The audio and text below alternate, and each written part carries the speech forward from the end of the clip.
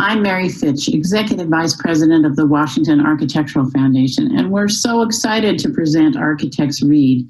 This program, like many of our other programs for children, is supported in part by the DC Commission on the Arts and Humanities and the Hattie M. Strong Foundation. If you'd like to learn more about our programs for children and adults, please visit our website at aiadc.com.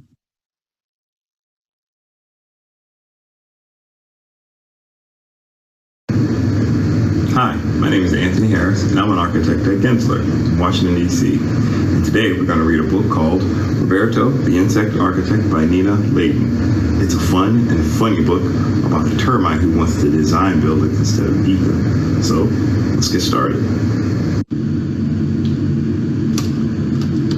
Even when Roberto was little, he went against the grain. Like most termites, he melted over maple and pine for pine. Oak was okay too, but Roberto didn't eat his food, he played with it. "You're wasting a good meal," his mother said. "Don't you know there are termites starving in Antarctica?" But Roberto didn't answer. He was busy daydreaming about becoming a famous architect.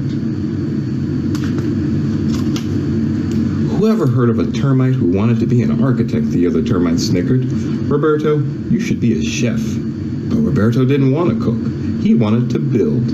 Hungry to start a new life, Roberto realized he had to leave. So Roberto packed his bags and took the train to Bug Central Station in the busy, buzzing hive of the big city. The city was a place where you could build your dreams.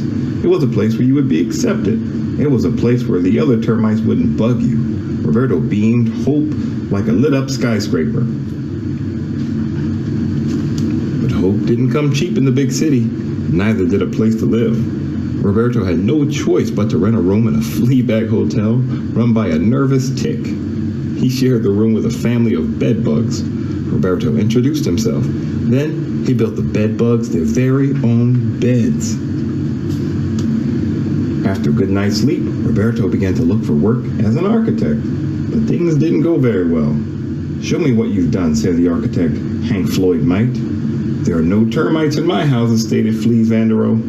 "I'm busy," Antonia Gaudí blurted out. "Don't bug me."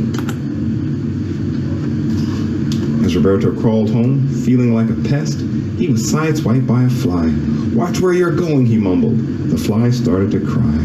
"But I don't have any place to go," she lamented.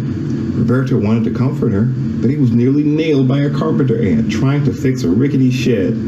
Then, out of nowhere, Roberto was almost run over by a stampede of roaches being chased from a diner. And suddenly, a frantic ladybug flew into his arms. "My house is on fire and my children are gone," the ladybug cried. Roberto could see that he wasn't the only bug with problems. In fact, his problem didn't seem so big after all. Roberto wished he could do something for the others. But what could one termite do? "A lot of damage," Fleas Vanderoe had told him. "I'll show old Fleas what this termite can do. I'll show them all," said Roberto. Back at the hotel, Roberto came up with a plan. First, he drew up some blueprints. He sketched houses and streets. He sketched stores and playgrounds. By the time he was finished, he had sketched an entire neighborhood. "Now I just need to find a good location," he declared. Roberto searched all over the city for the perfect site. He finally found an abandoned, rundown block of crumbling buildings.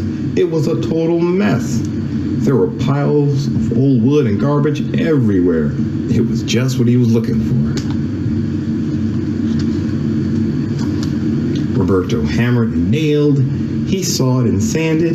He worked day and night. Like a magician, he transformed the block of junk into a street of extraordinary homes. Each one was a work of art. But Roberto didn't sign his artwork. Instead, he anonymously sent the keys to the new owners. Then he rolled up his plans and went home. Some very surprised bugs went home too.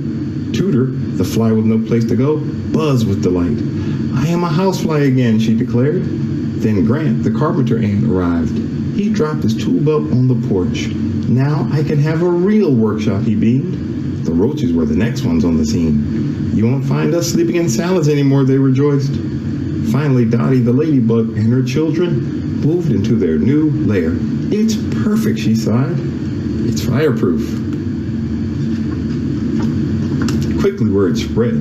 Soon everyone wanted to know who built these amazing abodes. Rumors were flying. Antennae were buzzing. Barbara Waterbugs wanted an exclusive interview. Robin Leach promised to make the builder rich and famous.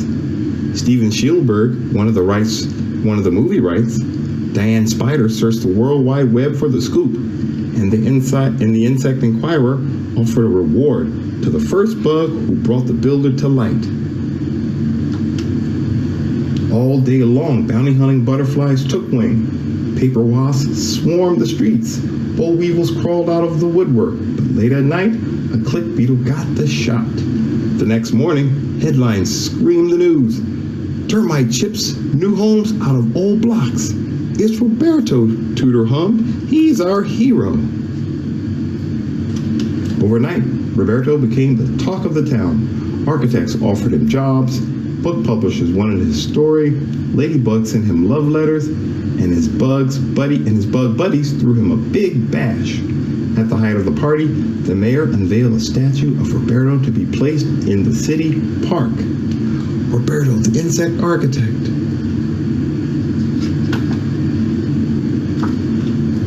Roberto built his dream. He opened his own company and became the most famous architect in the insect world. Students studied him in school. Some of his houses even became museums. Best of all, when little termites play with their food, now their parents say, be creative. Maybe someday you'll grow up to be just like Roberto. The end. These are some of Roberto's sketches. What a cool and funny little book, right? Thanks, everyone.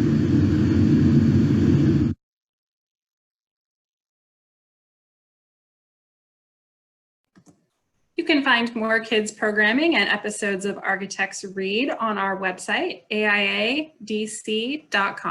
Happy Thursday, everyone.